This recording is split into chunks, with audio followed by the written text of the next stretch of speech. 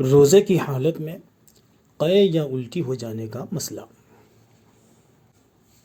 اگر کسی شخص کو روزے کی حالت میں قے یعنی الٹی ہو جائے تو اس کی یہ صورتیں ہو سکتی ہیں۔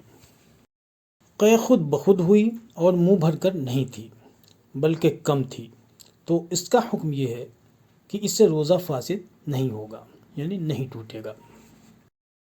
قے خود بخود ہوئی اور منہ بھر کر تھی، اس کا بھی وہی حکم ہے کہ اس سے روزہ فاسد نہیں ہوگا، نہیں ٹوٹے گا۔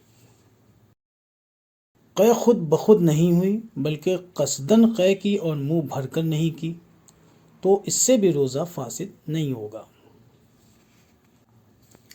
یا پھر قے خود بخود نہیں ہوئی بلکہ قصداً قے کی اور منہ بھر کر کی، تو اس صورت میں روزہ فاسد ہو جائے گا، یعنی ٹوٹ جائے گا۔